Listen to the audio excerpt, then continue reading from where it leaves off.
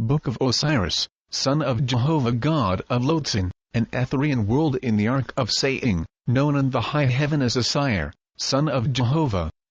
Chapter I. 1. Now came Osire, son of Jehovah. To him, on his throne in Lowtsin, an Etherean world, where his reign 100,000 years had illumined many a corporeal star, came the voice, Great Jehovah, Spirit over all, saying to Osire, Osire my son, forth from these immortal worlds, and grasp the perishable earth in its debauched flight. And proclaim, with uplifted rod, thyself the one, the commanding God.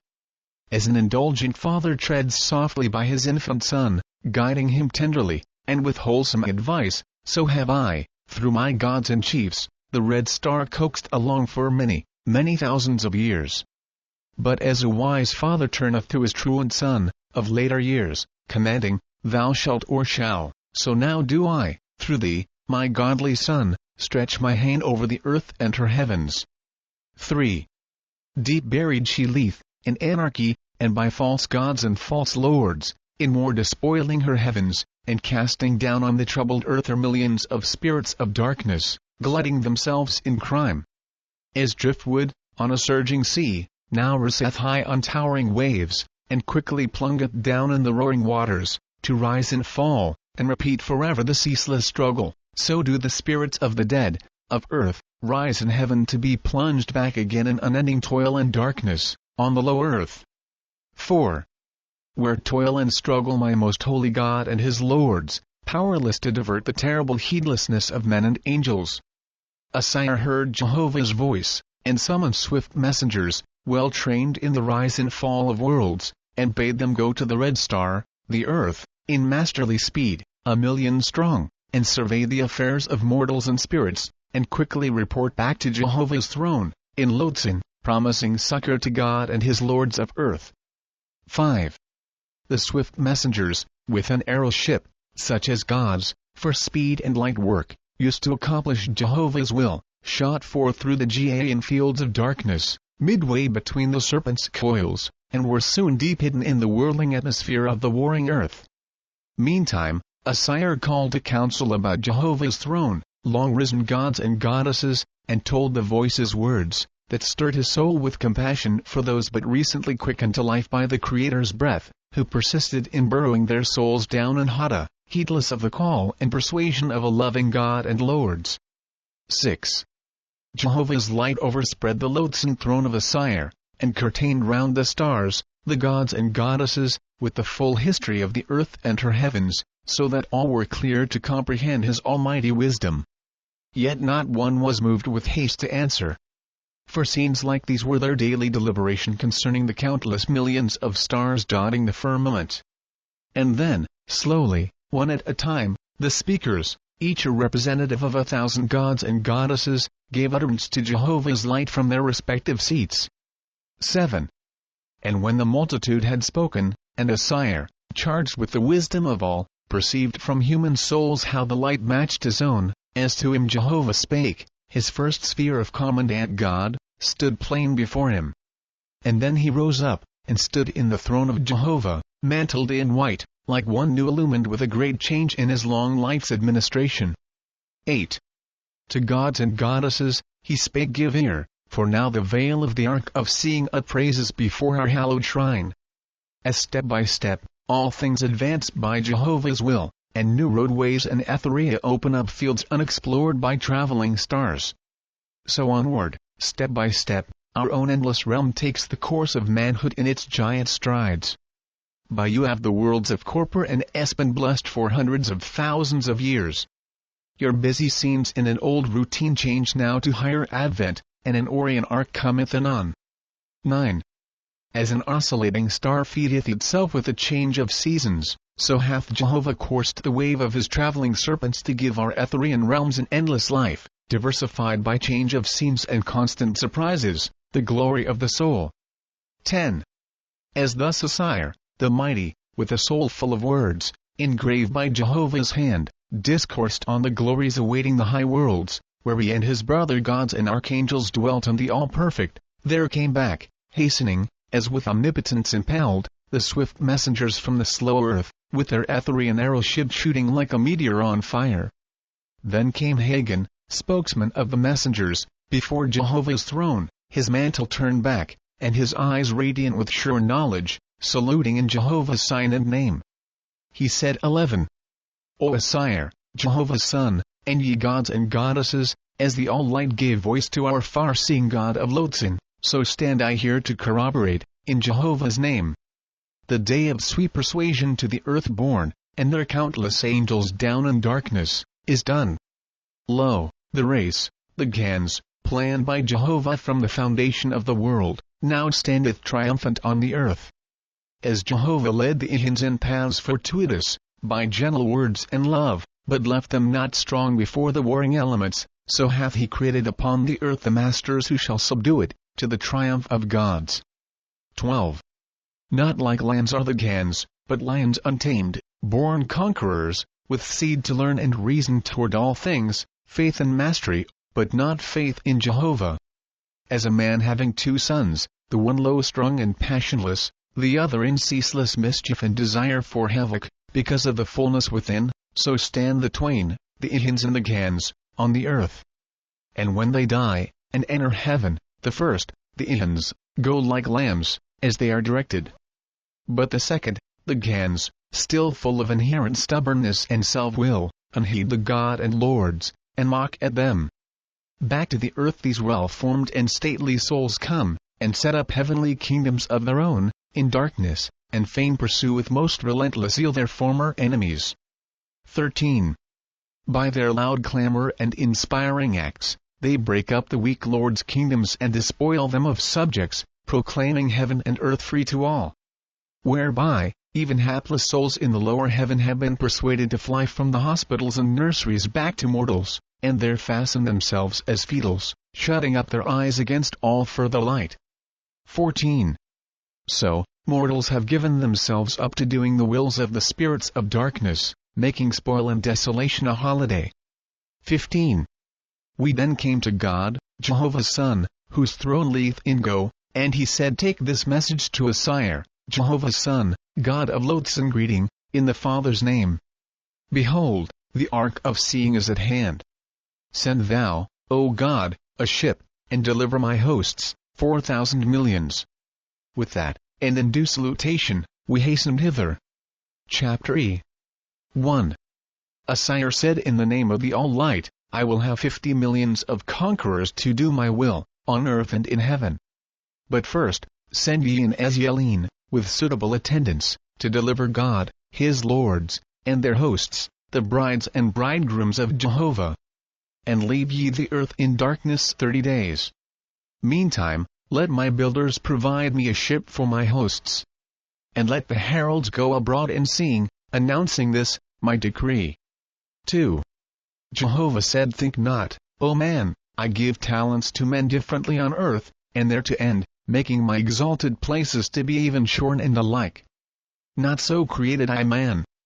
But as one on earth is mild, and leadeth on by smooth words and persuasive behavior. And as another, by quick perceiving and strong will, plungeth in headlong. Even so carry I them onward in my high heavens, perfecting them in their bent, but with wisdom and love, till each becometh as a sun in his sphere. 3. Fear not, O man, that I have not labor for them in high heaven. I have worlds to be nurtured and coaxed at times. Worlds to be pruned at times, and commanded. By most severe authority made to know that all power lieth in me, through my gods and lords. 4. For these exalted extreme gods I have places in he firmament, and worlds numberless, whereon they dwell as stars in my heavens. Thither make I roadways for my traveling corporeal worlds, where lie my Etherean fields of pasture, to glorify me, and lead on the mortal born. So, now, to my commanding God, Osire, who ruled in Lowtsin most amiably, with equals, but was high-strung with impatience toward self-willed ignorance, I brought the undisciplined earth to feel his giant power. 5. Saya, scribe of Etherean, thus described the scene Osire had spoken. His word had gone forth. Heaven was stirred up. Gods and goddesses knew that work was on hand, knew of its order in this place in the firmament. The earth had sons, at last, worthy the will and service of gods. Osire, impetuous and much loved god of Lowtsin, was going to visit these earth sons, and wash them clean, and put jackets on them. 6. Osire said, in written words will I set down explicit laws for these unruly false gods, the Gans, and give them bondage, like the people of other worlds. Oh, that they had had discipline before, instead of sweet persuasion. 7. Saya said, when some gods give command, the people move along. But when Osire decreed, the whole heaven of Lowtsin ran. And quickly, now, the mandates were filled. The ships were built, first, the Etherean, commanded by Yawk, and equipped with 5 million souls, and started off in hot haste to the earth to deliver God and his lords, and such brides and bridegrooms as were prepared for the resurrection. Next, the ship, Bur, and a Davisit, built for Osire and his hosts, 50 million strong. 8. Osire said that no adventure run foul, let swift messengers be stationed along the roadways. And they shall announce the proceedings of my gods and lords, and their whereabouts. And, even so, was the order of heaven executed. And time came, and passed, and the earth was stripped from her God and lords, and on her, and her heavens, darkness reigned. 9. Then Osire left his high place, and with his hosts, aboard the Etherean ship of fire, sat out toward the earth, at breakneck speed. For such was the disposition of this most determined God. Nor halted he at Chinvat, the boundary of the earth's vortex, but sped on with banners and curtains flying, and most martial music to stir up the souls of his hosts to sudden tittle.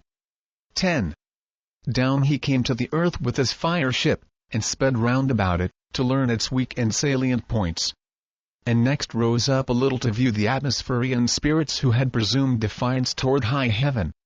In the place where Go had been, whose God, a most holy one, had learned to rule by love for 800 years, and was unappreciated by the crude boasters, the unlearned Dra, there stood now, castles and mansions of the false god, Utaya, round whom a million of sentinels armed for battle were stationed to protect him, the false, and do his will.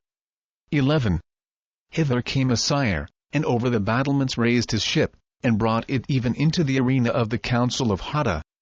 Then, halting, bade his marshals proclaim his voice. 12. Come forth, O Utaya! Behold my power! Thy sentinels stand appalled. I raised my hosts by higher law, and stand on my feet in thy citadel. 13. Utaya said, strange and audacious God! From what unmannerly region hast thou sprung? Know thou, gods should kneel outside my walls, and beg to know my will, for an audience. Then Osire determined to hear his arguments, and thus spake. 14. From great Jehovah, I am come. I kneel to none save him. To do his will in reverence am I come in power and majesty. But erst I demolished thy pitiful walls, and cast thee down, suppliant, to do my will. Tell me wherein excusest thou thyself to turn from the exalted heavens, and build here a kingdom of slaves, for thine own glory? 15. Utaya said, O thou jester! Erst I demolished thee and thy ship, and enslave thy hosts as mine. I will, then, pacify thy worthless curiosity, that thou mayst hereafter know thy lesson well. But first, thou hast mocked me for my slaves. What more are thy hosts? Hast thou not tampered with their too willing love by stories of thy unseen Jehovah, and persuaded them to suffer thee to lead them on to glory? Now I declare before thee, there is no Jehovah, no all-person. Hence, thy philosophy is founded on falsehood. The space is before us. The worlds are before us. There is nothing more. Let him who will, assume a kingdom. Let him who will be a slave, be a slave. I am Apollo. 16. Osire said, when I shall have cast thee down, thou mightest say it was merely because it so happened that one was stronger than another. So, then, that thou mayst remember my words are more in wisdom than in blind force, hear me whilst thou canst, for it is not long that I can talk to such as thou. He who admitteth the universe moveth in harmony and discipline, already admitteth the all-person, Jehovah. He who denieth the all-person, Jehovah, denieth unity in all things. If all things are not in unity, then are all things divided, one against another. Whoever holdeth this, is a disintegrator. And whoever holdeth that all things are unit, is a uniter. Wherefore, if there be greater strength in unison than in isolation, then therein hath unison won the battle and become the all-person. 17. Touching the matter of slaves there is but one master, and he ruleth over all. But it lieth in the power of each and every soul to attune himself with the all-person, which is freedom. Of such are my hosts. Thy slaves attune themselves to thee. They cannot rise higher than thou. My hosts have the universe for their model. Because thou canst not find the cause of thy coming into life, why not say thou a name I will call him, and it shall be Jehovah. 18.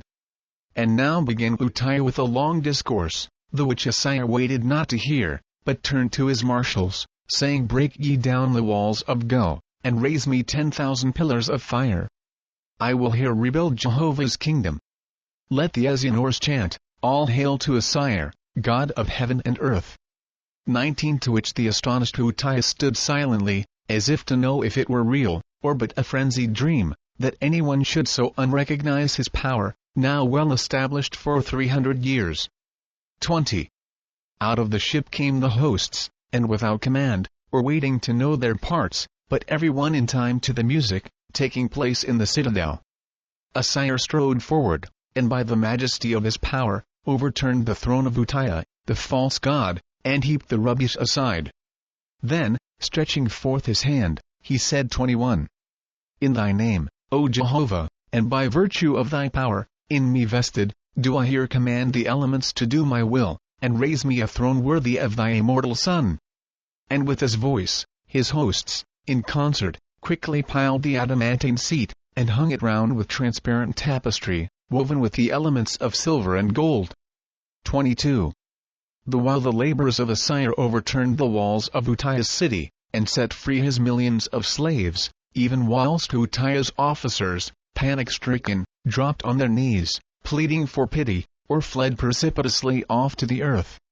And Utaya, conjecturing the worthlessness of the stuff, compared to that which descended from the higher heavens, shouted and called in vain to his most steadfast zealots in time of peace and easy rule, beholding them, in thousands, vanquished without even a cruel deed or word. 23. Not long the fray lasted, for Osire's work was as if a man were overturning the toys of a child. And Utaya, to prove his faith in himself, stood sole spectator, unmoved from his tracks, but helpless, wondering what should come next. But now Osire, with no words of explanation or excuse, ascended the new throne and gave the sign, in Jehovah's name, which was answered by his mighty hosts. When, behold, from the vault of heaven above there descended mantles of light, matchless in brilliancy. 24. Utaya was himself illumined, and all his former evil deeds and cruelties stood out in huge black spots, quailing before the sea of light. For round on every side stood millions of souls, all pure and transparent, washed by the ordeal of time and holy works. But Utaya was not all evil, or short in owning an honorable adversary. And so, quickly comprehending his awful plight in the midst of purity, first let fall a tear, the which, in pity, blinded him from witnessing further his dire humiliation.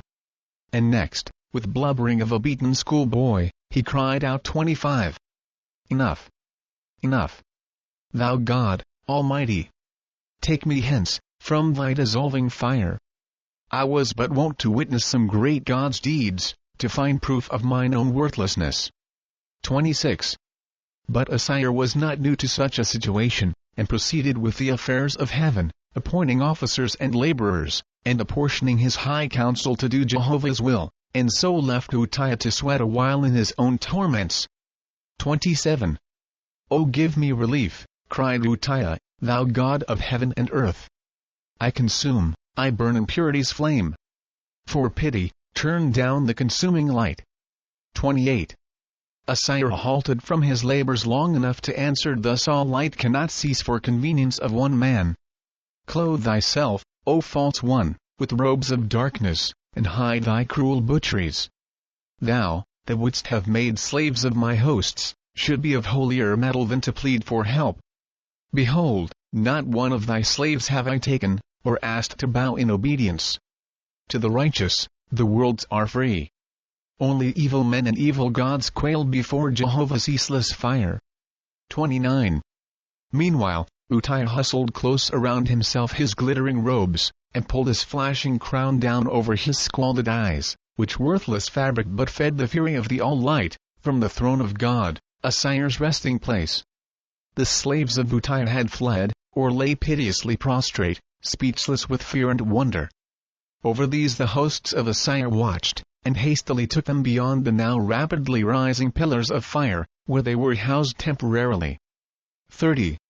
Still the voice of Utaya rang aloud for help and pity. But to him none came. Then he saw that the prostrate victims fared better and were less conspicuous. So Utaya cast himself prostrate, along with the rubbish of his former throne.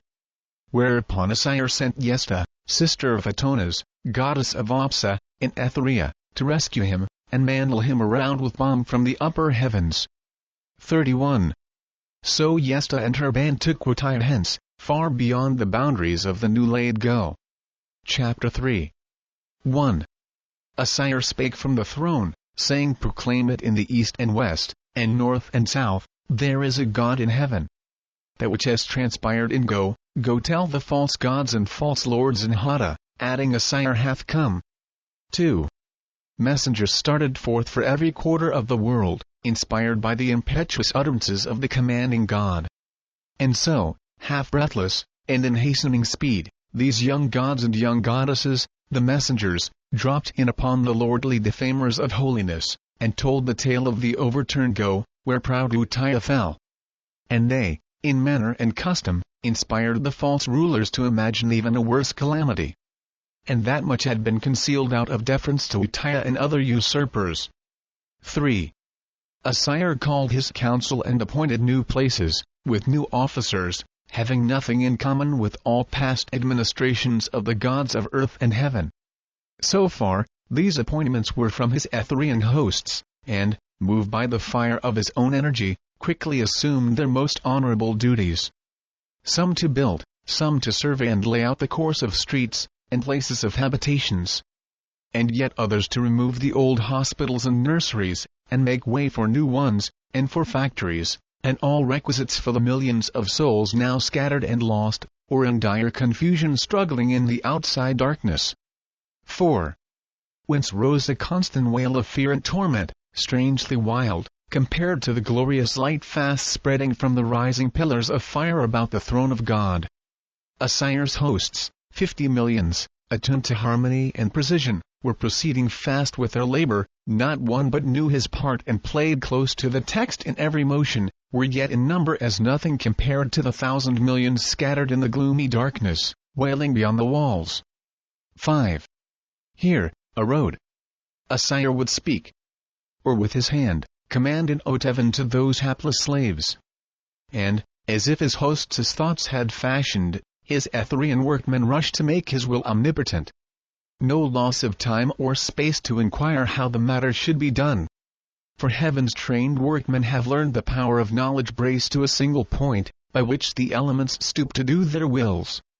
To learn this simple harmony, for all to be as one, what countless millions rise up from the earth, to be hurled back, discordant and powerless, before Jehovah's sons and daughters.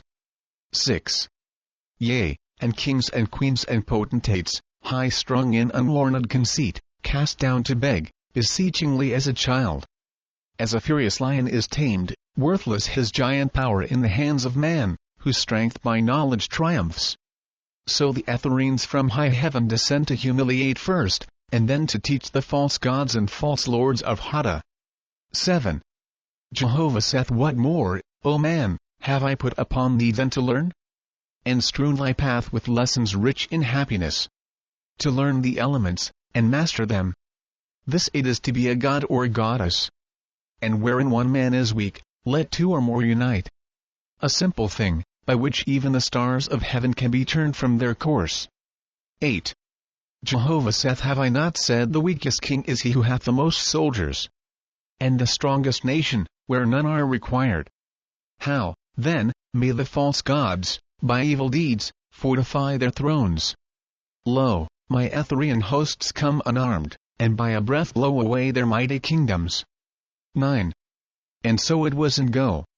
Only one earth day had come and gone since Utaya reigned over 100 million slaves, who daily brought tribute up from the earth, to ornament this crown-like city. And now the dawn of another world stood supreme in the demolished kingdom. 10. What greater pity, most pitiful sight, than to see the former slaves still loyal to their deposed master, Utaya. Coming to him in his banishment, 50 million swearing terrible oaths of fidelity to him forever. For of such like, the Great Spirit created man, to even wed himself to misery, for zeal, in ignorance, to prove a most foolish love. And but for Utaya's guardians, his very slaves had smothered him, in desperate effort to manifest fidelity. 11. Then spake Yesta to him, saying, Raise thy voice against this unseemly crowd, and be commander still, at least to save thyself. Remember how Jehovah giveth this lesson to mortals, to say to evil away. For lo, to suffer first one and then another to fasten upon oneself, is crime great as a devout passion unchecked. Bid them be gone. For love of self, which is thy gift from great Jehovah, be thou thyself. It will better them also. 12. Utaya, struggling, said, Alas, fair angel! These were my slaves. The hardest blow of all is their acknowledged love. The fire of the throne of Osire was tame to this. For hundreds of years, I gave these creatures pangs and wretchedness, and now they give me love. Poor idiots! I cannot drive them hence. 13. And so, sobbing, bowed Utaya his head, for such sudden great truths turned all his judgment into the darkness of his past deeds and wickedness, even whilst, crowding close on every side, the 50 millions kept up their ceaseless assurances of endless love. Nor was there any way open to flight from their ignorant jargon and foul breath. So, when Yesta saw how helplessly Utaya had given up, she raised her hand, saying, What shall I do, O Jehovah? 14. Whereat, the light descended, and Jehovah spake through Yesta, saying, Flesh of my flesh created I man, from mine own spirit gave I man a spirit also. And unto all men alike gave I all things in my worlds. But some men are not content with what I gave, but ask for more, even that they may have their fellows for subjects. To these I have given in answer to their prayers. Behold thou, then, O man, why seekest thou to put away today even what, a day since, thou didst pray for? They are as good today as yesterday. 15. Thou hast said man can make himself whatsoever he will. So, thy Creator is worthless to thee. Love is the lightest of all burdens. If thou desirest not to carry their love, how didst thou carry their hate so long? Nevertheless, if thou desirest, thou canst put them away, they are thine. Do as thou wilt. 16. Utaya said, How can I put them away? I cannot reason with 50 millions. Nay, before I persuaded a score, the first ones, so ignorant, would forget what I said. Tell me, then, thou goddess, what shall I do to free myself from this great multitude? 17. Yesta said, Call not on me, but on thy Creator. And not to be freed for thine own good, but for wisdom to do some good unto them over whom thou hast long been a remorseless tyrant. These are a small curse to thee, compared to thine own judgment, for from thyself thou canst never flee. Thou shalt undo thy selfish deeds, which thou hast practiced so long. So, turn thou at once, and make oath to him who made thee, that from this time forth thou wilt do good unto others with all thy wisdom and strength. 18. Utaya said, Alas, thy words are wise and holy, but I have no faith. I have not faith. 19. Yesta said, Say not this. Thy words are another bondage on thy soul. To say, I have no faith, is to imprison thyself away from all light. Come, haste, or lo, I leave thee. For if thou profess not faith, why shall I longer labor with thee? Say thou, I have faith in thee, O Jehovah. I will raise up these I have cast down. Utaya wept, and thus answered, O that I had faith like unto thee. but for long years I taught myself that prayer to Jehovah was not required of one so great and strong as I. Alas, I smothered out the fire. And, amidst his sobs, Utaya fell prostrate at Yesta's feet. 20. Quickly, now, she raised her slender hand toward high heaven, saying, O Jehovah, by thy power vested in me, I here encircle this, thy prostrate child, with adamantine light. Down from above there came phosphorescent flames of light, and Yesta drew a circle round about, at which the multitude stood back and looked on in wonder and fear. But the surging mass beyond pressed forward, shouting Utaya! Utaya! 21. Little by little, Yesta extended the light, and her assistants put up a structure to guard the place, so that in a little while it was like a miniature throne in heaven. Yesta then assumed the power, and so took command, placing helpless Utaya by her side. Meanwhile, her assistants sped through the multitude, making roadways, and selecting out the most intelligent of the former slaves, and making guards of them. 22. Yesta said to Utaya, Now will I give thee a lesson in righteousness. For thou shalt educate and develop all this host, thy former slaves, to thine own level, erst thou raise thyself one jot or tittle. Think not it is easy to assume to be a god or a lord, or even a mortal king. They that make servants of others must also raise them up to be angels of light. Heaven is just, as well as bountiful. To whom Jehovah hath given bountifully, it is commanded he shall give bountifully. For hundreds of years thou hast had the service of these hapless creatures. So shalt thou now serve them by making them intelligent men and women. Yea, till the lowest of them are thine own equals, of whom thou canst be proud, and say before the Father, Behold, my sister. Behold my brother. Thou, Utaya, shalt not be free. 23. Utaya said, I perceive thy words are from the All-Highest. This is justice. I perceive now that whilst I rated myself supreme judge of right and wrong, I judged with partiality to myself. Yea, without an All-Highest, I perceive there can be no justice in heaven or earth. O thou All-Light, how can I approach thee? I have been feeding myself with an endless poison. My darkness was my fortress. Teach me the way, O thou Angel of Light. Whatsoever Jehovah wills, that will I do, from this time onward, with all my wisdom and strength. 24. So Yesta restored order, and divided the multitude into many parts, and sent officers amongst them to select and assort them, so that as soon as Osire should decree asylums and schools for them, they could be taken to them. Chapter IV. 1. Osire lost no time, but officered go and established his council in hot haste, making Oahspe temporary god on the throne, whilst he himself went forth to other regions, to conquer and overturn false gods and lords. Leaving, therefore, a sufficient guard and council, Osire, with a host of 20 millions, went westward in Ethnespheria, over and above the great central northlands, where was established Zodiac, a false god, with another 100 millions of slaves, to do his will. 2. Zodiac, having been advised by the messengers of Osire's approach to the earth's heavens, supposing Osire to be from some remote star, and not knowing there were Etherean worlds in the firmament, had laid his kingdom round with new walls, and doubly fortified his throne, and gaudily attired himself and officers, in hopes to overawe the coming god. 3.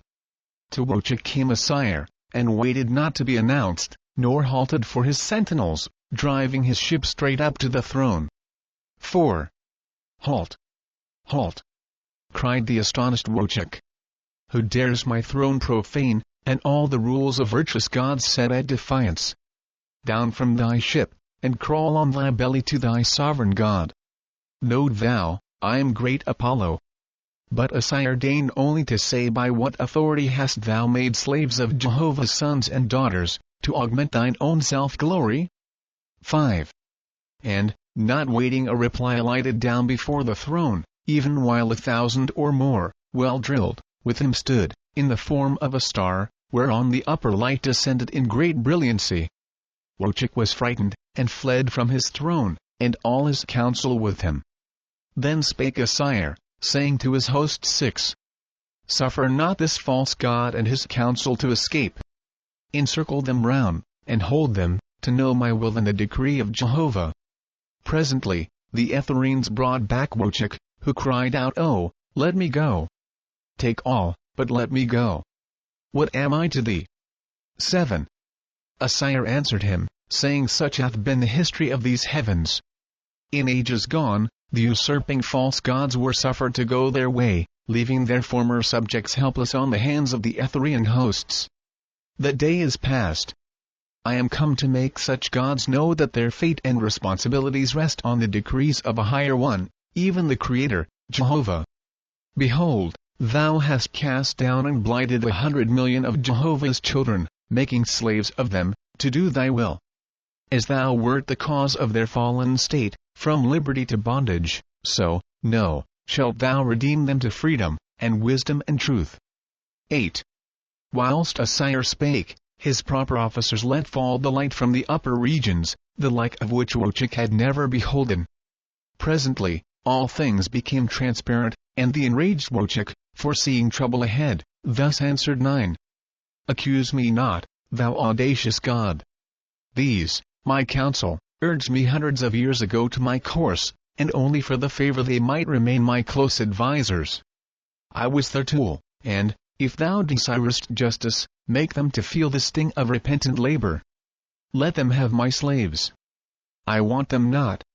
I have been a most honest, upright God." 10.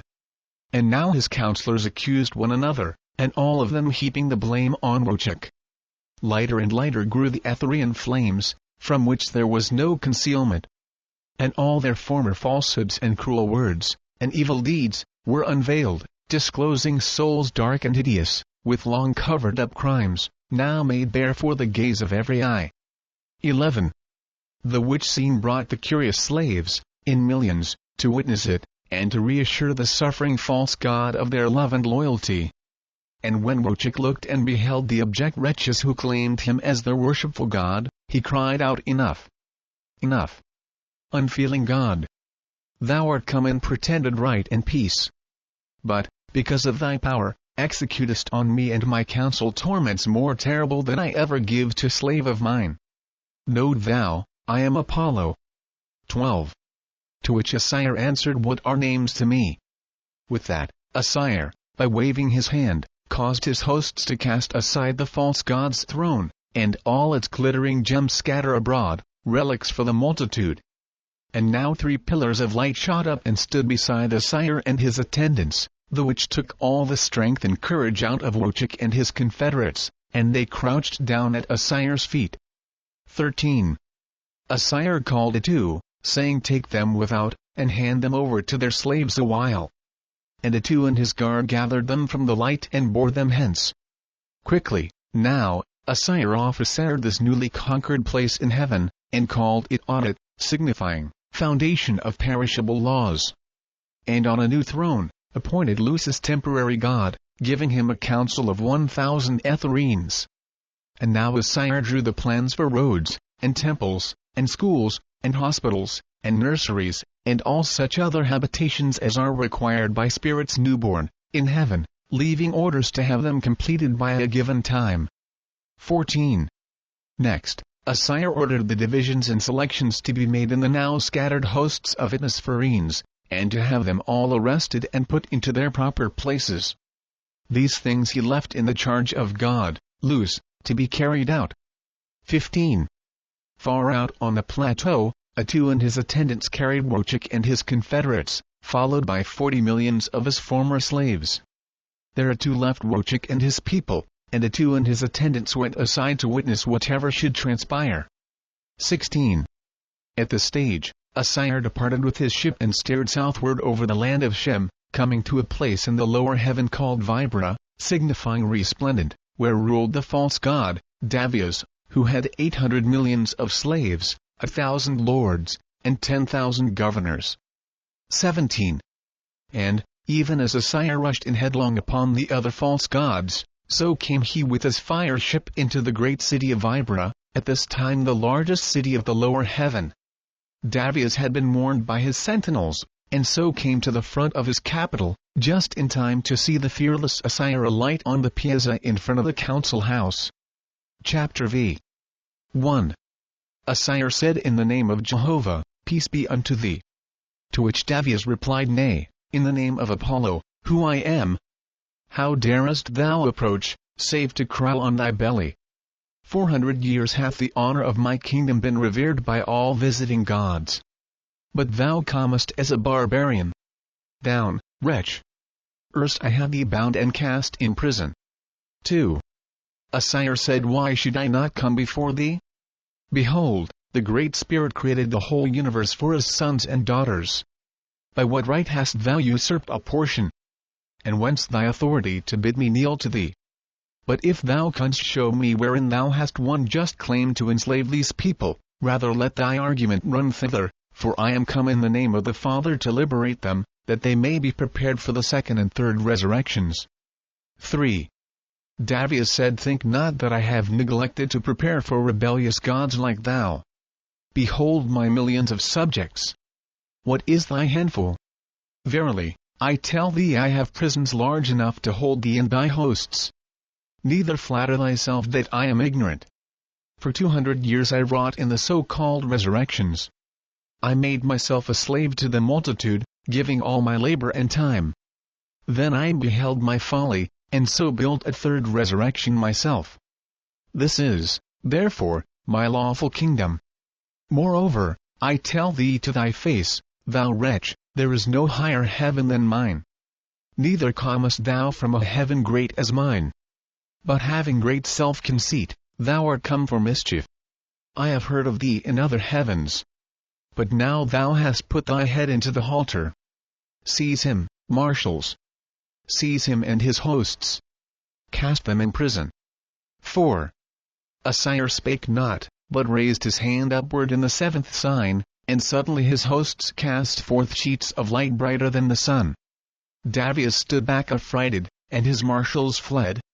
Presently, Osire, with 1,000 attendants, stepped forth in flames of light, and went up into the capital and surrounded Davias, the usurper, but touched him not. And now the ship was illumined, and lo, the sentinels of Davias' council broke and fled. Hereupon, Osire spake, saying, 5. Hand of thy hand, O Jehovah! Voice of thy voice, overturn thou this house and throne. And, behold, the light of the upper heavens rested in Osire's palms, and he smote the house and the throne, and they tumbled over a straw before a hurricane. Alone stood Davias, the evil god, half speechless and half blinded by the great light of Jehovah. "Down! Down!" said Osire, to the walls and temples of the city. And his hosts concentrated at any point Osire's hand directed. And lo, everything fell and was scattered far. 6. Meanwhile, the officers of Davias fled in all directions, save such as were overcome by the light, and these fell and were buried themselves amidst the rubbish. 7. Hold! Hold! cried Davias. Give me air! I perish! I am a consuming fire! And he tossed his hands aloft. Then cringed his face within his glittering robes. And now Osire called forth thunder and lightning, and sent shafts through, and over, and about the whole plateau of Vibra, and the din and roar confounded all the 800 millions of souls, so they ran no farther, but stood and waited, watching what should next befall. 8. Osire halted not, but went forward to a more suitable place, to build his throne. Jehovah Almighty! He cried, elements of thy elements, O Father! Found here a throne for thy Son. And even so, for whilst his words went forth, the elements rose to do his will, and there raised a most excellent throne, strong and adamantine, on which Osire ascended. Davias had fallen flat down, weeping and wailing. But Osire, by a motion of the hand, called Wang-ti, a most enlightened archangel, with her attendants, to bear him hence, the which was quickly done. 9. Quickly, now, the place being cleared, the hosts of Osire fenced around a sufficient space for a city of 1,000 million souls, with pillars of light, as brilliant as an arc in the Etherean firmament.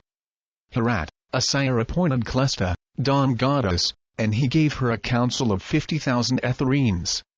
Outside of the walls of the pillars of Aire were Davias and his 800 million subjects, in dire confusion. 10. Wang Ti, the archangel, said to Davias, in thine own falsehood thou art favored to free thyself a while, to organize a new kingdom, but in holiness, and return and command obedience from this smothering host. Behold, thou hast taught them to believe thou art Apollo. Say to them now, I am not Apollo. I have been false. 11. Davias madly replied, never. Jehovah and his kingdoms accursed be forever. Ye strange spirits, come from far-off kingdoms, to despoil and overturn the most righteous place in heaven. Are Jehovah and his servants destroyers? To which Wang Ti replied, this is no time for argument. Behold here these countless millions. If I withdraw from thee, and my attendants also withdraw, thou wilt be as one drowned amidst the sea of ignorance and horrid smells. Assume at once, for pity's sake, to purge thyself of thy lifelong falsehoods and treacherous tyranny. Announce thyself as Davias, as thou art, and I can save thee. 12. Davias rudely thrust her aside, saying, never. I acknowledge to none. If there be a higher heaven, I will ascend thither as I am, Apollo. Apollo. Wang Ti said, put me not off, in Jehovah's name. Remember what thou art, and of the little thou hast seen, how powerless thou art before omnipotence. Thy fate is like that of all dictators, on the verge of a chasm of horrors. Davias waited not to hear her further, but proclaimed aloud, Apollo. Apollo. And stood aside. And presently his former officers rushed to him, and with it came the sea of millions of spirits, unorganized, unwashed, unfit, frightened and mad, for love of the name Apollo, the meaning of which they knew not. And they became as a knot of serpents, entwined around the central figure, Davias and his officers. And in the terrible brawl not one voice could be distinguished from another. And the outer extreme pressed inward, on every side, and presently the 800 millions were as a ball, a knot of darkness, with a dull and rumbling moan within, and fearful clamor on the surface, from which horrid smells issued in all directions. 13. Wang Ti and her attendants hastened back to the throne of Osire, son of Jehovah, to tell what had happened. Osire said, what shall I do, O father? Then the light of Jehovah came, and Jehovah spake, saying, consider my creation, my son. The young child I made to fall with few bruises. But the full-grown man falleth heavily. Shall I make a separate rule to favor kings and queens on the earth, and false gods in heaven? Nay, verily. Behold, I will make of Davias an example in heaven, and on earth, also. Because he hath spurned his own name, so will I make both angels and mortals to curse and shun the name, Davias. 14. Osire said, proceed ye with my kingdom, in the name of the Father. Let Davias rest a while as he is. 15. At that, Osire departed, taking the remainder of his hosts with him in his fire ship. And he went to a heavenly place to the westward, where was Saru, a false god, with 10 millions of slaves. And Osire destroyed Saru's kingdom also. Next, he went to a heavenly place in the north, where Raka, a false god, had 70 millions of slaves. And Osire destroyed his kingdom also, liberating his slaves, and putting a guard over Raka. 16. Thus went Osire throughout Atmospheria, demolishing all the heavenly kingdoms of the false gods, of whom there were, in all, 780. But many of them had not 1,000,000 of subjects. 30 days, in all, was Osire engaged in destroying the evil kingdoms in the lower heavens, and then the work was finished. 17. Osire said to his hosts, for 30 days we labored in destroying that which was. Now will we rebuild to Jehovah for another 30 days. Take the ship, therefore, to Vibra, for thither will I found my central kingdom. And after we shall have completed the work of starting the second resurrection on a sure foundation, then will we go down to the earth and overturn the kingdoms of the false lords and men. Chapter Vi. 1 Jehovah said, Vibra shall be my place. Thy throne, Osire, shall be my throne. send sheriffs out into all the divisions of heaven where thou hast destroyed the evil kingdoms. And thy sheriffs shall arrest all the false gods whom thou hast dispossessed, and bring them hither, that I may speak with them face to face. 2. Then spake Osire to the sheriffs, saying, Go ye out into all the divisions of Atmospheria, and arrest and bring hither all the false gods whom I have dethroned, saying to each of them, Osire, God of the lower heavens, commandeth my presence. Come thou, and hear the voice of thy Creator. But it shall happen that many will fear to come, because of the light, lest their evil deeds be seen. Say to all such, the light will be lowered for a short space of time. Come, therefore, quickly. 3. To all the knots, where the false gods are enveloped, shall ye take Umbra, a sufficiency, that ye may release them. But leave ye with the knot a sufficient guard to keep them in their places. 4. The sheriffs went abroad, as commanded, being sufficiently provided with attendants and all things required for such adventures. And after many days the false gods were arrested and brought before the throne of God, Osire, Jehovah's son. And there were assembled, on that occasion, 100,000 archangels, of whom 2,000 had risen to the rank of gods and goddesses, and 30,000 to the rank of lords and lordesses.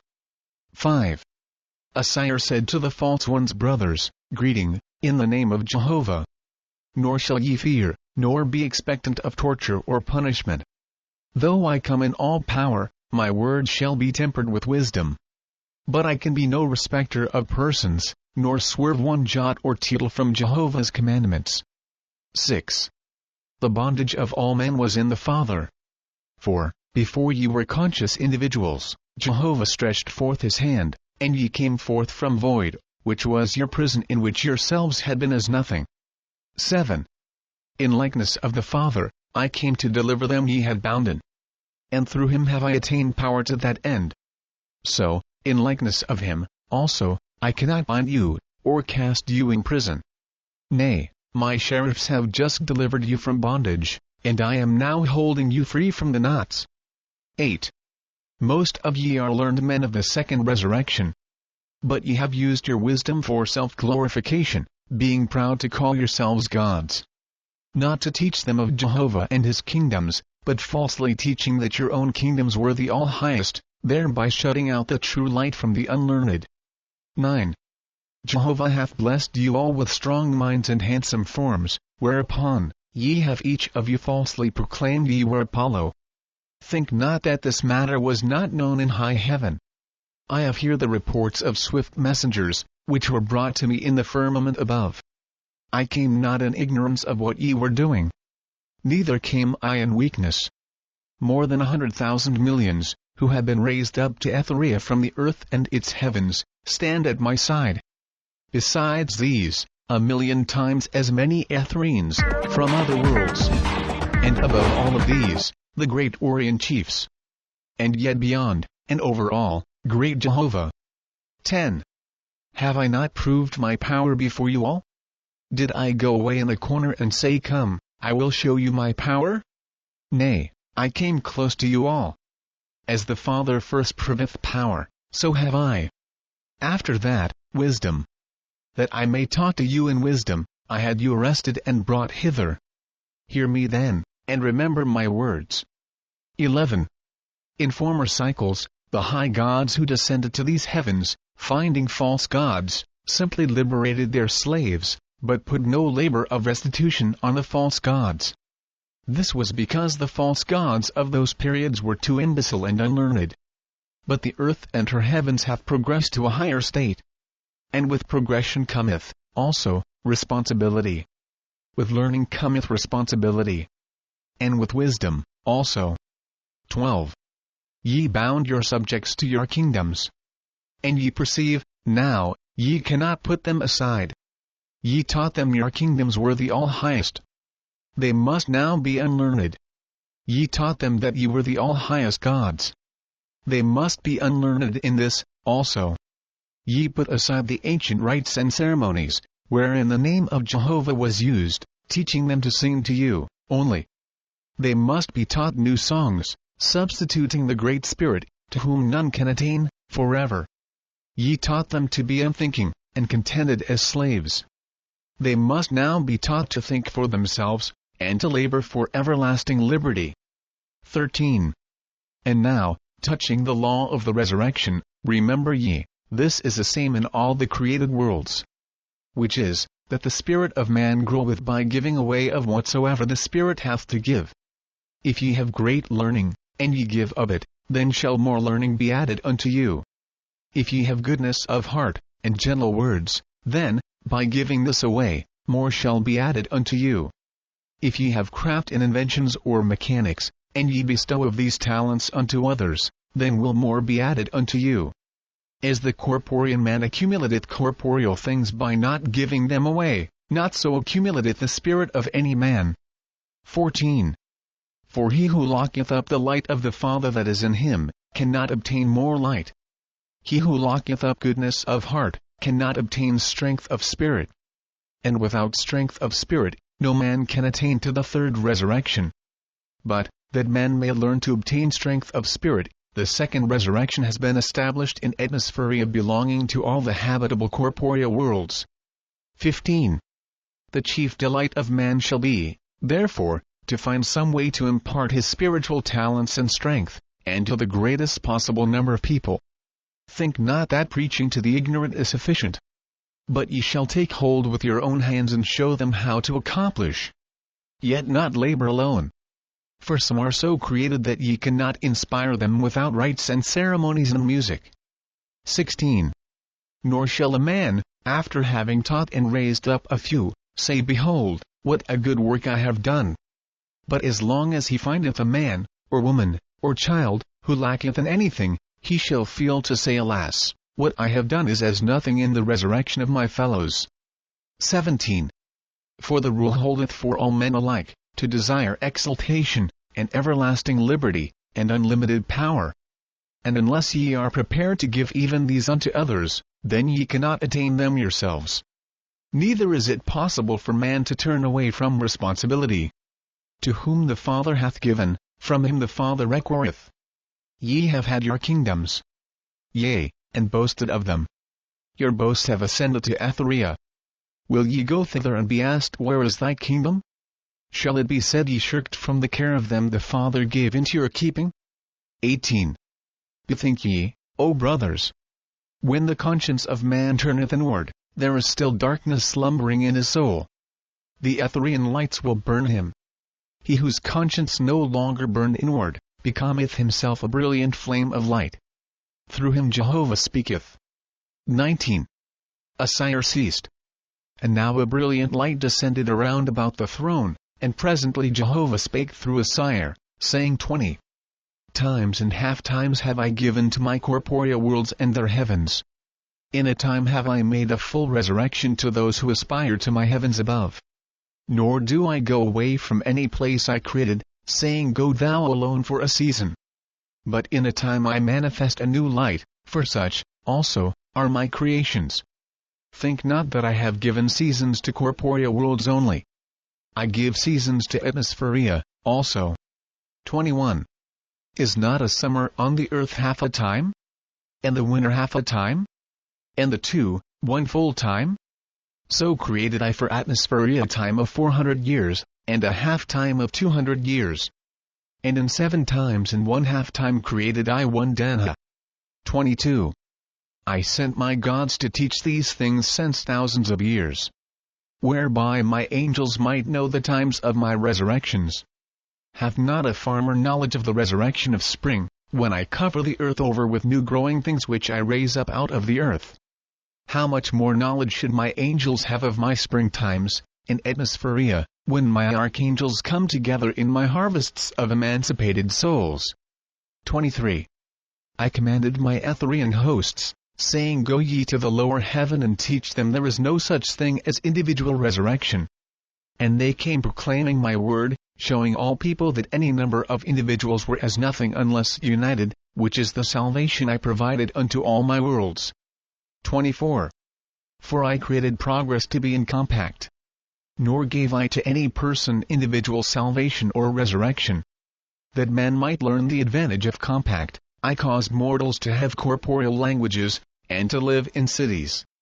that ye in Atmospheria might learn the all-perfection of being one with one another, I gave you the second resurrection, teaching you, through my gods and lords, to abnegate self-aspiration, for self-aspiration is at the expense of others, but commanding ye to learn to assimilate with one another.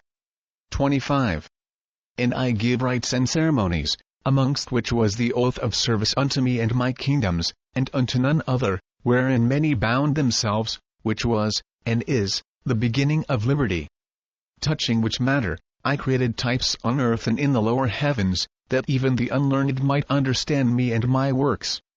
26. For to him that begetteth children gave I bondage, to them and to him conjointly. But this is a bondage that circumventeth not liberty in time to come, for they can ascend to heaven, and progress conjointly, better than alone. But some gave themselves up to love earthly things, such as houses, and money, and kingdoms, which things have no resurrection. Hence, such bondage holdeth the person after death to the thing he loved. 27. In type of which, many have set up kingdoms in the lower heavens, binding themselves to things that have no higher resurrection, which things belong on the plateau of Atmospheria where I created them. But to them who have bound themselves to their fellows, saying I am the salvation, it is like a young man saying to a maiden, Come, I will be thy husband. And she goeth to him in confidence. Here, then, is bondage. And she holdeth him as the way of her salvation, wherein, not he alone can annul that which hath been united, nor yet they twain. For, by their bondage, I am also a party to the contract. 28. In which manner, they that assume kingdoms, professing to be gods of salvation, and thus enticing my innocent ones unto themselves, become bound, not only to their subjects, but to the contract of deliverance unto salvation. For so, created I them. 29. The voice ceased, and Osire said, If a man wed a woman with an evil temper, his glory lieth not in going away from her, but in teaching her to overcome her temper. Or, if her husband be evil, her glory lieth not in going away from him, but in reforming him. Rather is it wise to accomplish whatever work Jehovah hath put in thy way, than to desert it for sake of personal comfort. 30. Nevertheless, there is a limit to all things, save Jehovah. And to the wise there is power to accomplish much that seemeth impossible at first. Hear ye, then, my judgment upon you, which is that 31. Ye shall again assume kingdoms, and every one shall have all the subjects he had before. And ye shall be provided with places and thrones by my archangels, and with counsels of my archangels also. And I will give to each and every one of you an assistant god, who shall sit on your right hand for 4 years, the time of this dawn, teaching how to teach, and what to teach. 32. My hosts will now conduct you to the places prepared for you, around which are erected walls of Aire. And when ye are safely seated on your thrones, your former subjects shall be brought before you in groups, and adjudged to the labor, and to the schools, and such other places as are suited to them, according to their strength and talents. 33. And I pronounce it upon you, that ye shall deliver your respective subjects sufficiently for the third resurrection. Wherein, according to your zeal and faithfulness, will my hosts labor with you, to the end that Jehovah may be glorified in your harvest for the emancipated worlds. Attend, therefore, to give the sign, in Jehovah's name, and receive ye ordination from my hands, by the power and wisdom of the Great Spirit. 34. The sheriffs showed them how to make the sign, and how to stand before the throne. And then Osire said, By thy wisdom, and love, and power, O Jehovah, which rest in me, do I anoint these, thy gods, for thy service, and for the exaltation of thy kingdoms, forever. Amen. 35. The light was now becoming so brilliant that many of the newly made gods quailed before it. But the marshals conducted them, and they passed before the throne of Osire, where they were crowned and arrayed as gods of the second resurrection. After which they were again conducted before the council, and saluted on the sign. And thence, to martial music, they were taken to the kingdoms prepared for them. Chapter 7. 1. Who shall tell the story of the gods of heaven? Their mighty kingdoms, overspreading the whole earth. Hundreds and hundreds, and thousands. Their libraries of records of valorous and holy deeds. A council chamber of 500,000 souls. Hundreds of departments. Thousands. Here a board to select young students to the colleges of messengers. Another board to select students to the colleges of arts. Another to select students to mathematics. Another for prophecy. Another for great learning. Another for factories. Another for compounding and dissolving elements. Then come the departments of the cosmogony of the stars. Then, of the ethereal worlds. Then, the roadways of the firmament. Then, Agia and nebulae. Then, Simu, then hidden in Dan. Then, the dawn of Dan. Then, histories of the heavens far and near. Then, genealogy of thousands of Orient chiefs. The creation of mineral, vegetable and animal kingdoms. Yea, but to enumerate the half of what cometh before a God and his counsel would itself fill a book. 2. Who, then, O Jehovah, shall venture to tell the labor and wisdom of thy Etherean gods? How shall the second resurrection give up its mysteries? Shall thy recorder follow the young student for messenger, and disclose the training put upon him? How, like a carrier dove, he is taught to go from place to place, but holding the message in his head. Then follow the student in another department, and make a record of how he is taught? And of the multitude of questions that come before the council from far-off places. Then the rites and ceremonies, and the unending variety and magnificence of the music. Can a man describe 1,000,000 men and women and children? 100 millions. 1,000 millions. 5,000 millions. Who hath seen so great a man, to do this? And yet this is but thy lower heaven, O Jehovah. 3. A strange voice riseth up from the earth, saying, have they anything to do in heaven? O ye gods! And one half of the earth born coming hither in infancy. And the countless millions who know little more than the beasts of the field. To be falsely taught that these unfortunates would skip off to paradise and possess great learning in the hour of death. 4. O that their understanding could be opened up to thy kingdoms, thou all-extending Creator! That their eyes could look upon the greatness of even thy lower heaven. To behold 1,000 departments reaching as wide as the earth. And then the hundreds of thousands of branched departments, of hundreds of grades, adapted to every soul that riseth up from the earth. 5. O that they could look into the dark places in Atmospheria. That they could see 1,000,000 souls, plunged in chaos by terrible war. Crazed spirits, wild and battling. Not knowing they are dead. The ceaseless toil of 1,000,000 nurses and physicians, laboring day and night with them. O the darkness upon them! O the glory of thy exalted ones! Who is there, having seen the magnificence of thy glories, will not bestir himself every moment to lift up his brother and point the way to thy throne? 6. O that they could see thy swift gods of dawn! How they hear 100 tongues at one time, and frame answers for all of them, and, by a motion of the hand, dispatch messengers to fulfill the same in words. How they select officers, to know 100 at a glance, and know where to place them. That everyone shall fit his place. Who is there, O Father, can frame into words the proceedings of heaven, so that mortals can comprehend even a fraction of thy great glories? 7. Shall a man light a candle and say it representeth the sun? How, then, shall they find the affairs of mortals comparable to thy kingdoms? Oh, that they knew the meaning of the difference betwixt all light and the darkness of man's judgment. 8. Oh that they knew thee, thou central sun of all light!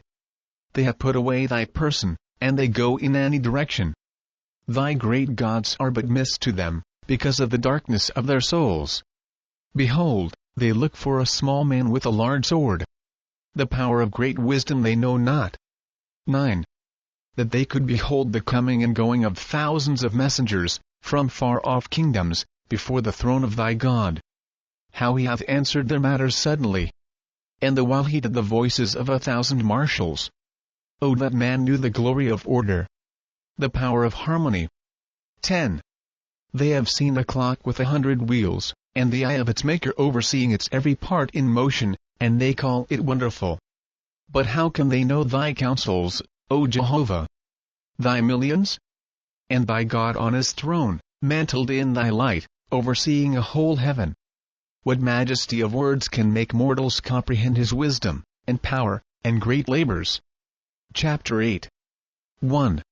Thus Osire established Vibra, the resplendent heaven, with 1,800 sub-kingdoms, in Atmospherea, all under the commandments of the central kingdom.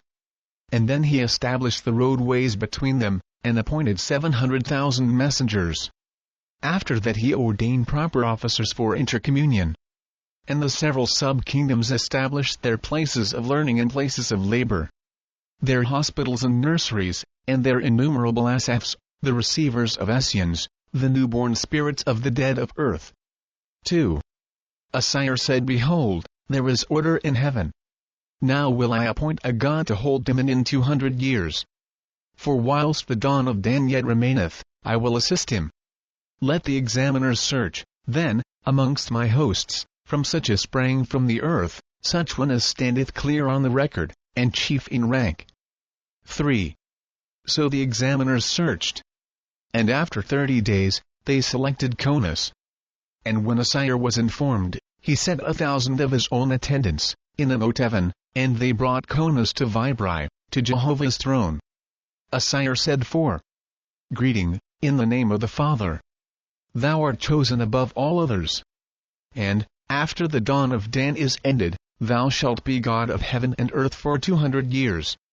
Before the ascent of my hosts and of myself, behold, I will crown thee.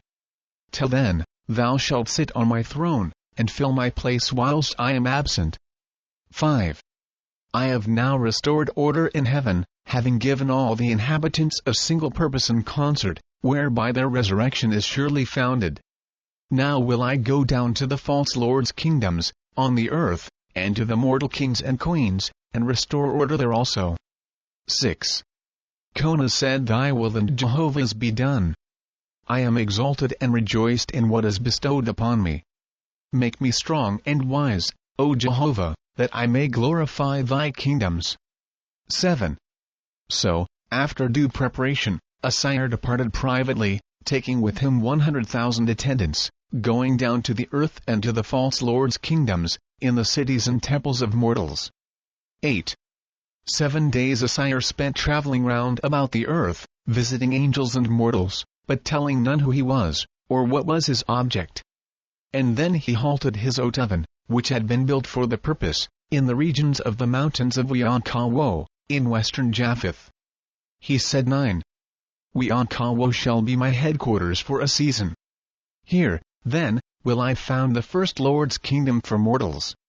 And inasmuch as mortals have made an idol of Apollo, so will I cast down Apollo, and make them know that I, Osire, am Lord of the earth.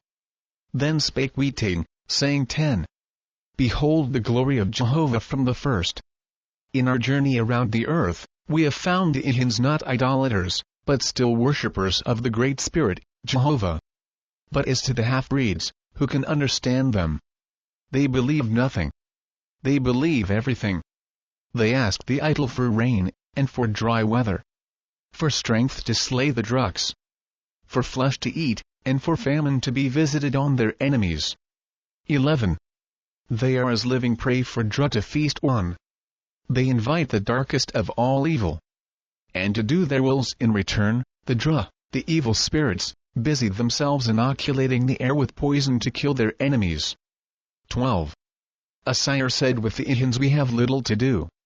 But as to the Gans and the Ihans, they shall be converted into disbelievers of all spirits, save two, Jehovah and Satan. 13. To accomplish which end, I will give them 3 figures, the signs of seasons, which shall represent the Creator in all the parts of the living. The sign of the sun, with motion and all life coming forth. And the hand of man. Chapter X. 1 through Osire, Jehovah said 2. I created man with a corporeal life, that he might learn corporeal things. But behold, the Ihans have lost all energy to acquire earthly knowledge, depending on their familiar spirits for information on everything. Thereby wasting their mortal lives in non-improvement.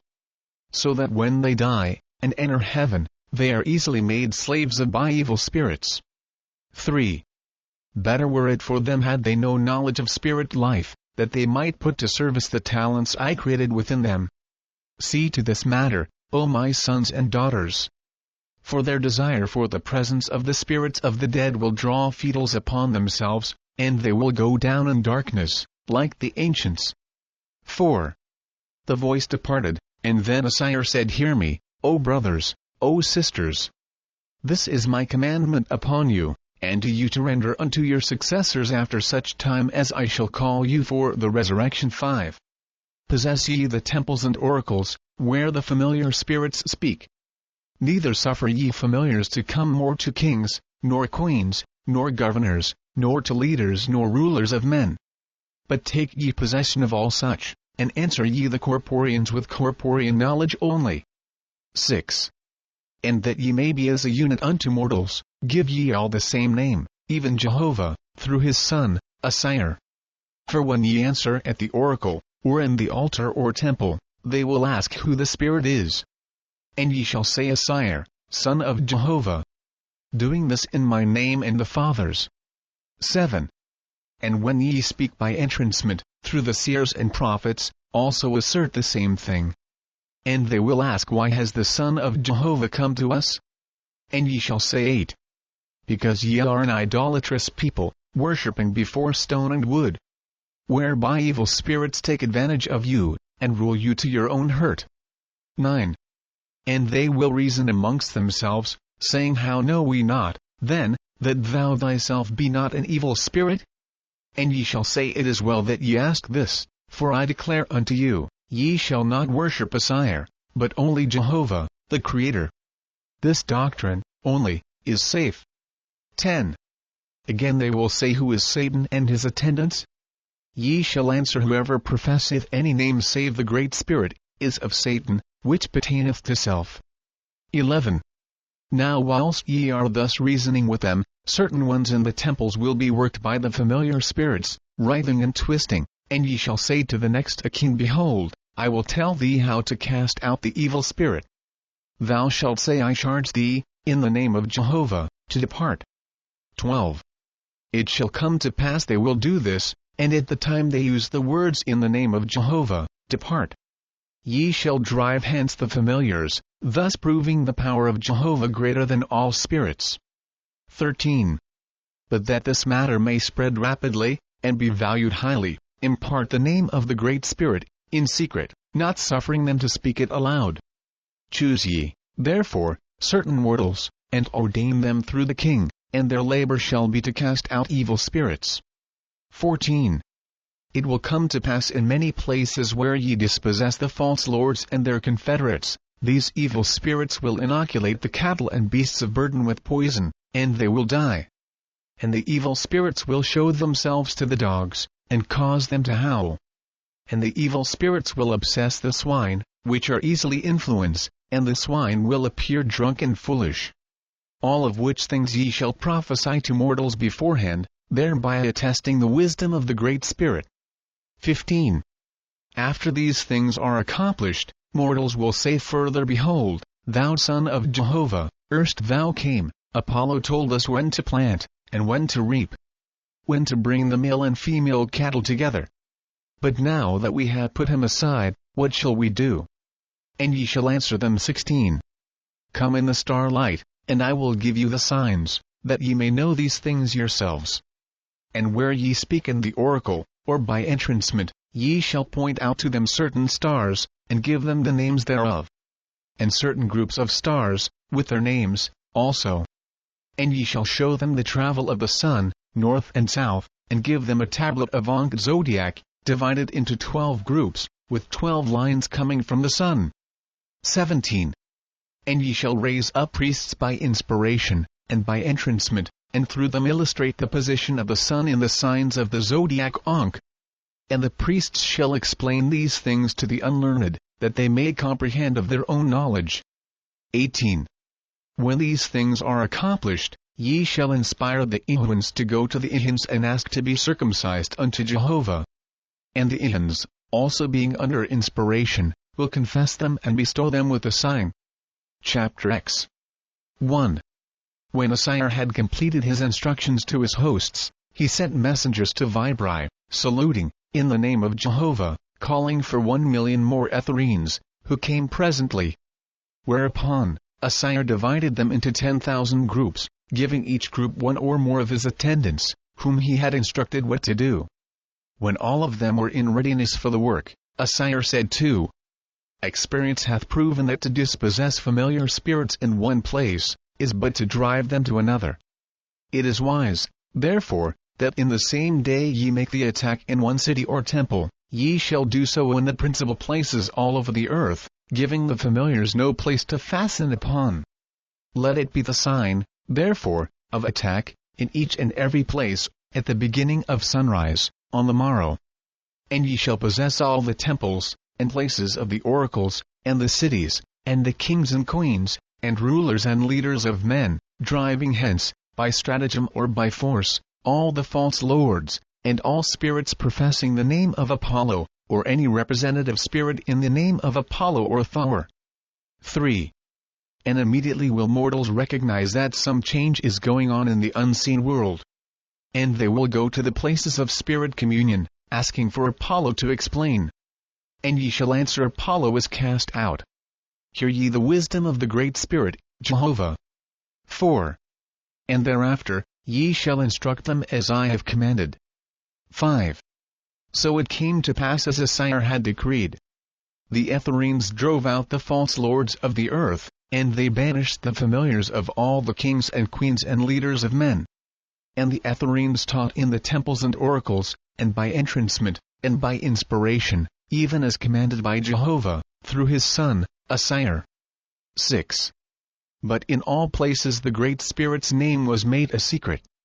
And it was commanded of mortals that his name should only be spoken in whisper, or low breath, because Jehovah speaketh to the soul of man silently.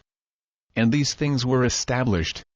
And this was the first universal teaching of the Great Spirit to mortals, save to the sacred people, the Eons.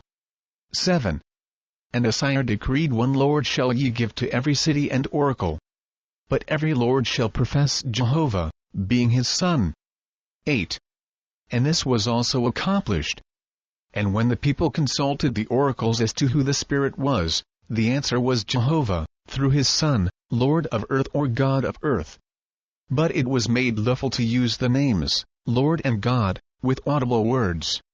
And they were thus used and spoken of by mortals as the substitutes of words, permissible in public, in place of the name, Jehovah. After this, the names Lord and God were worshipful. 9. Osire said it is an easy matter to rule over the kings and queens and prophets, and all learned people. But not so easy to rule over the ignorant. Who, having been accustomed to worship Apollo through the idols, will long continue to do so. Therefore, ye shall cause the kings to issue edicts prohibiting familiar spirits, and forbidding soothsayers and workers of magic. But teach ye mortals that these things come of Satan, the evil disposition of men. 10. This was also done, according to the commandments. And now there was no place left for familiar spirits to obsess mortals. And these spirits distributed themselves after the manner of spirits of the olden times, some going into swine, and living with them. Whereupon, Osire commanded his hosts to inspire the kings and queens to pass laws prohibiting the eating of swine's flesh, lest mortals become bound with fetals. Accordingly, this law was established on the earth. Some of the dispossessed went into the forests to dwell, and some to the fountains and mists and waterfalls. Others, who were depraved, dwelt in the fisheries and slaughterhouses. And still others, in the kennels, with dogs and cats. Nevertheless, there were many mortals who were dealers in magic and witchery, and these had an abundance of familiars. And when such mortals would die, the familiars would go to their sons or daughters. Whereupon, it was said of them they inherited the gift of magic. 11. Osire, having overcome the evil spirits, now called the council at Oahspe. And there came 500,000 angels. 12. Osire said in Jehovah's name, Will I now deliver them I have cast out? And ye shall labor to this end in conjunction with the gods of Atmospheria. Behold, I have had the familiars enumerated, and there are more than 6,000 millions of them on earth. Ye shall go forth, therefore, into all the divisions of the earth, where they inhabit, and proclaim a great festival, to be held in Wiankawo, inviting them hither. And ye shall provide them conveyance, bringing them across the seas in suitable vessels. For, when I have them here congregated, I will destroy the ships, and they cannot return. 13. This was accomplished, and more than 5,000 millions of spirits came to the festival, where were provided for them food, and also clothes of fantastic colors, to please the eye of the ignorant. And after they were provided in decency, they were entertained in music and dancing, they themselves being taught to take part. For 70 days the festival lasted, and every day varied from another. And the multitude became so intoxicated with delight, and withal, so broken off from their old habits and associations, that they forgot all about the ships and conveyances. 14. Osire spake to his council privily, saying, Provide ye an area large enough for all these people. I will show you what shall happen. So, whilst the festival was going on, the proper workmen built the vessel, and its capacity was sufficient to carry all the multitude of spirits, besides a sufficiency of regimen for them on a long journey. 15. Now, after the festival had lasted 70 days, Osire proclaimed order, that he might speak to them. He said 16. Brothers and sisters, in the name of the Great Spirit, greeting to you all. I am about to depart to a higher world. That you might hear my voice, I proclaimed order. That you may rejoice in my words, I speak in love and tenderness. My home is in a world far away, where there is no suffering, no sorrow. And the spirit of my people is radiant with light. I would tell you of the beauty and glory of my home, but it would not be just to you. Ye would no longer be content to remain here. So I seal up my mouth. 17. Because ye suffered, and my soul was full of pity, I made this festival. The Great Spirit taught me how to make food and clothes, and to travel far, and be not afraid. All the people where I live can hear the voice of the Great Spirit. They learn all things by first learning to hear him. His wisdom supplieth every want. 18. It will be a long time before I come again. My heart of love will come back to you. The time of the festival is ended. Your time is come to return to your old places. These lords of yours, which you have had so long, may provide you. 19. Almost at once, when Osire began to speak, the people desired to go whither he would decree, and when he suggested for them to return to their former lords, who were also present, they answered with a universal shout, Nay, never more with them. 20. Osire said, I perceive ye desire to go with me and my hosts. I have learned to understand the souls of people. But do ye understand me? I mentioned the great glories in my heavens.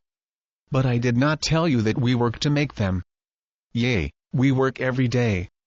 The Great Spirit made the tree to get its food and clothes without labor. But, behold, it hath no power to travel.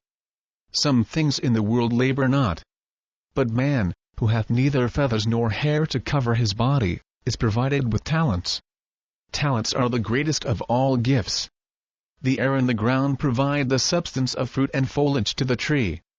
But the spirit who hath talent can find the substance of fruit and foliage in the air, and gather it. 21. Lights of various colors were now being set up by the Ethereans, and the place enriched with the most enticing perfumes. 22. Osire proceeded by the cultivation of talent, all things are possible unto all men and women.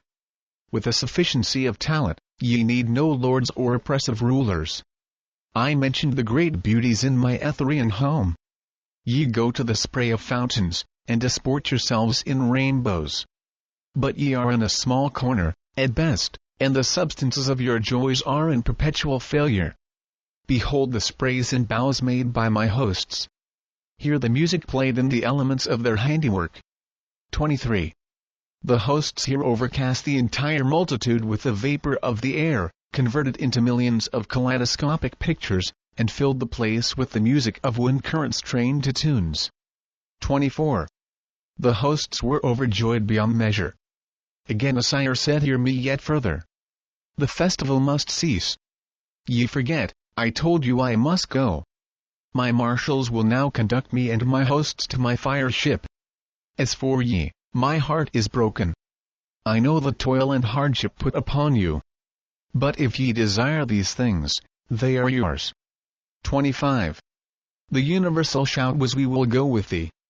Take us in your fire ship. Teach us how to improve our talents. 26. Osire said, what will the lords do?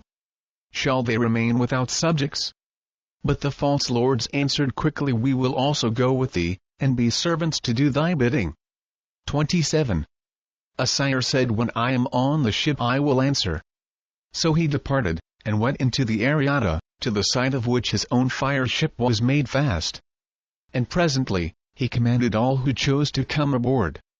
And lo and behold, the whole of them, even more than 5,000 millions, went in. Osire at once commanded the ascent.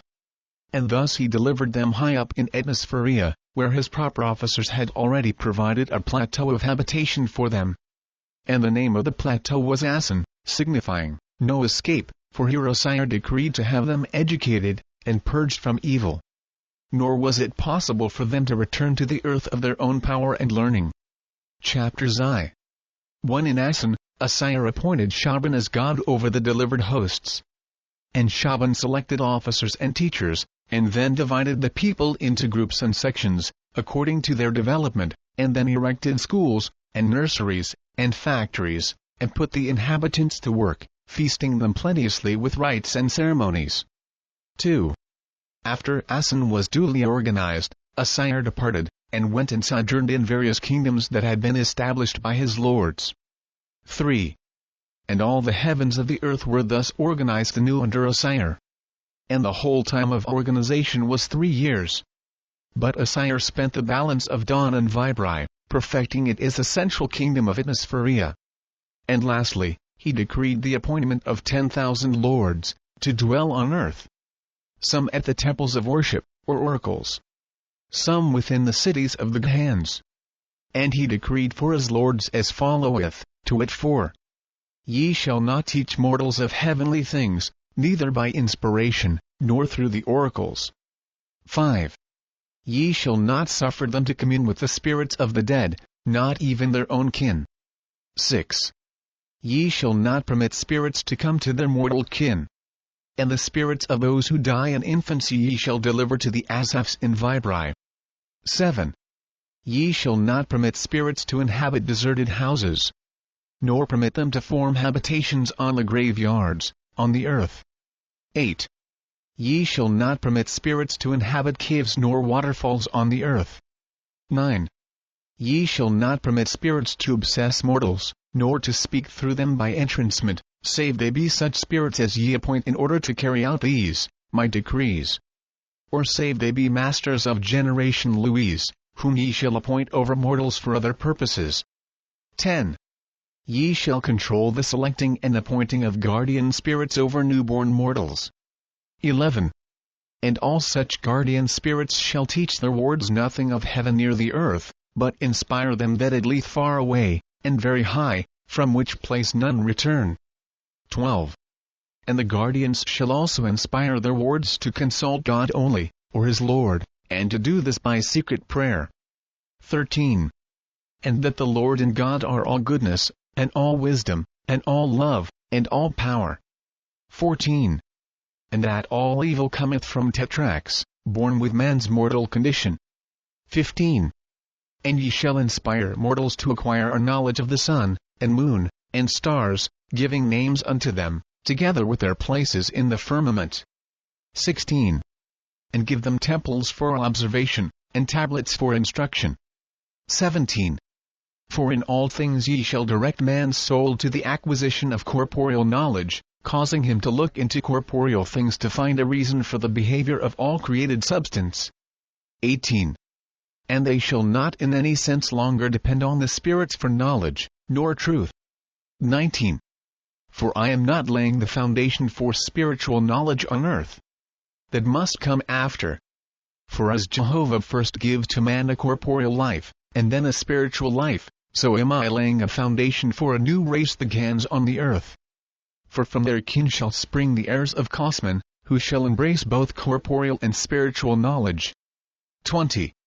But these shall rise in corporeal knowledge, and go down in it, suffering death in that which I now reign on the earth. 21.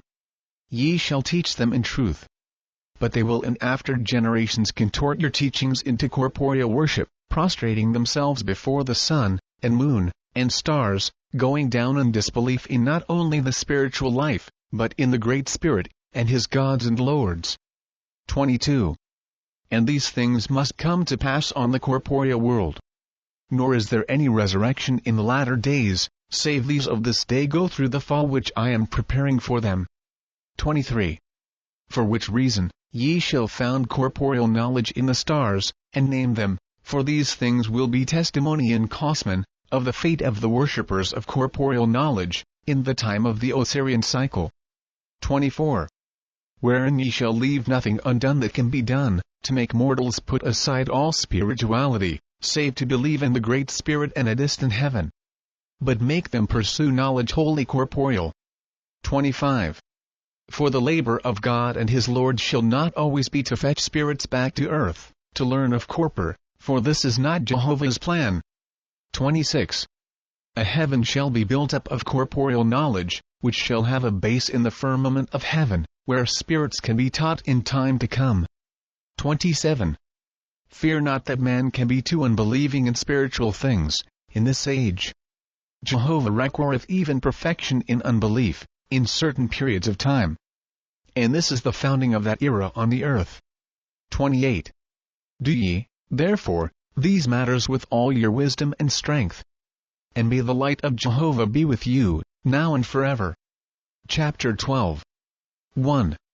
Osire, through his mathematicians, now furnished the lords with maps of corporeal stars, and moon, and sun, and the position of the earth, with the sun belt, and bestowed the names of animals upon them. Showed where the region of cows was, the place of bulls, the place of bears, the place of horses, the place of fishes, the place of scorpions, the place of sheep, the place of lions, the place of crabs, the place of death, the place of life, the place of Capricornus, and marked the seasons, and made 12 sections months to the year, which was the width of the sun belt. 2. And he placed the sun in the midst and made lines thence to the stars, with explanations of the powers of the seasons on all the living. 3. And he gave the times of Jehovah, the 400 years of the ancients, and the half-times of Dan, the base of prophecy. The variations of 33 years. The times of 11. And the 7.5 times of the vortices of the stars, so that the seasons might be foretold, and famines averted on the earth. 4. When the tablets were completed and ready to deliver to the lords, Osire said, Take these and bestow them on mortals, both through the oracles and by inspiration, making them sacred with the prophets, and seers, and priests, and their kings and queens. 5. And ye shall inspire them to build temples of observation, to study the stars, teaching by the go and by the travel of the sun north and south, and by gnest, and by dark chambers, that they may prove the fictus of hawk, for nothing shall be left undone or untaught whereby man's corporeal senses shall not prove adequate to a perfect corporeal life. 6. For this rule followeth on all corporeal worlds, that with the culture of the corporeal senses, man becometh vigorous, strong, and independent. And with the culture of the spiritual senses in corporeans, they become weak, sensitive and dependent. 7. In the first case, they ultimately become selfish and wicked. In the second case, they become impotent, and unadapted to corporeal life, and thus become extinct. 8. On all corporeal worlds, Jehovah hath provided these 2 seasons for every race he created. A season for the development of the corporeal senses, and a season for the development of the spiritual senses. To find the mean between these is to find Cosman, which lieth far in the future. 9. In this day, therefore, I give the matter into your charge, in the name of Jehovah, that you consider not the spiritual nature of the corporeans in any respect, leaving that matter to God and his sub-gods, who will receive them at the time of their mortal death. 10. But ye shall teach them to fear no spirit, nor lord, nor God, teaching them that by their own wills they can cast out the tetrarchs which assume to be spirits. Rather inspire ye them to be gods and goddesses themselves. And by their aspirations they will become large and powerful, and of fearless disposition. Plate 65. Aries. See Book of Japheth. Chapter 13. 1. And thus was finished the dawn of Dan, when great Osire had spoken, and to his God and Lords commissioned the harvesting of earth and heaven for another cycle. Order reigned in heaven and on earth, because a man, a god, had spoken. Men and angels had their eyes turned inward, to know of what capacity Jehovah had made them. And the earth and moon, and sun and stars, were shown in a new light to the sense of men. Not to be shunned and despised, but glories given by the Great Spirit for useful purposes. 2. Jehovah has said some men I created to reason near at hand, others to speculate in far-off regions, with thoughts diverse and unlike in procedure. Think not, O man, that in high heaven such men become all alike. Not so created I them, but to run in their various extremes forever. 3. Of the first, Osire, my son, enthroned to give reason practice, came not a random period, but just when I had designed to sow the seed of unbelief broadcast over earth and heaven. 4. For such appeareth in all peoples under the sun a season of belief, a season of unbelief. And with the believing is the practice of truth and love. And with the unbelieving is the practice of great research and learning, with cruelty and disputation. 5. Osire said, Send from my resurrection, O Jehovah. I have uprooted the evil of idol worship, the extreme that followeth too much belief. To thy corporeal worlds I have opened man's eyes, and set a mark on man's souls, wherein man shall not come from earth to heaven, saying, Alas, I have no corporeal knowledge. 6. Jehovah said, to further man's ultimate glory, I have decreed the earth to Gaian fields for 3,000 years, in which thy fruit shall have its full growth. 7. Osire foresaw the times and places in the future road of earth and heaven, and that from his decrees would spring corporeal philosophy, the first of earth, whereto man should look back in after ages, saying thence sprang the Osirian system. Thence the Assyrian races. Yet he looked further on, when men should become idolaters in disbelief of spiritual things, doing worship to the sun, moon and stars. And in very corpor profess to find the cause and foundation of all. 8. Jehovah said, Man shall search all things in order to find me. But I gave this labor not to one generation of men, nor to those of 100, or 1,000 years, but to cycles. For, when I come in Cosmon, to found my kingdom on earth, man shall have the testimony of all speculation and philosophies before him, together with the fruits thereof. And he shall judge that which is good by the evidence of past practices. 9.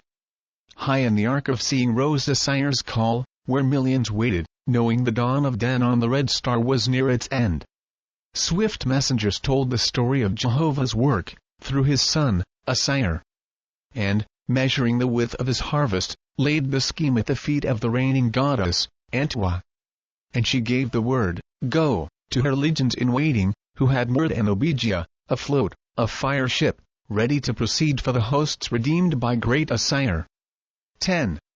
And they cut her loose, amidst music and dancing, the obegia, 5,000,000 souls aboard, commanded by Edicene, goddess of Antua's garden, an Etherean plain, where dwell 10,000,000,000 souls. A place of rest, for gods and goddesses to regale themselves with stories of redemptions of mortals on the countless stars floating in Jehovah's Etherean veins. 11. Off to the red star, the earth, steered the obegia, the pride of Edicene, for the marriage festival of 7,000,000,000 brides and bridegrooms, the yield of Osire's harvest for the upper kingdoms. 12.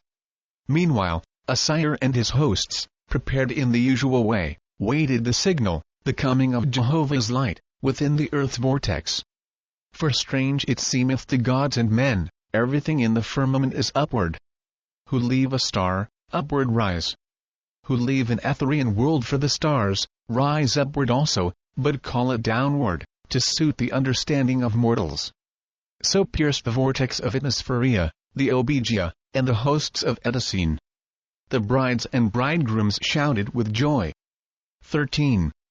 And the millions of guests, assembled to witness the awe-inspiring ceremonies, joined in applause. 14. Then down came the ship of fire, broad as a sea, with all her appurtenances in trim, and adorned in majesty, even to the floors of Vibra. And from the mandals of light came Edicene, to salute great Osire, in the name of the Great Spirit, and receive his contribution to the unchangeable worlds. 15. Osire, with his attendants, the archangels of Lowtsin, received Edicene under the sign of Ormuds, master creator of power, and then presented his delivered sons and daughters, 7,000 millions. 16. Whereupon, due ceremonies were proclaimed, and the brides and bridegrooms of Jehovah entered the Obegia. Osire saluted God, who was ordained to be ruler of heaven and earth for the next 200 years, and, with sorrow in his soul, departed, going into the Obegia, the fire ship, for a higher heaven, where waited millions of loves, calling to him to come home. 17. Then upward rose the mighty ship, commanded by the slender Edicene, the young goddess of Antaeus' garden. Her little hands stretched upward to Jehovah, her mighty faith, commander of the elements. End of the Book of Osiris.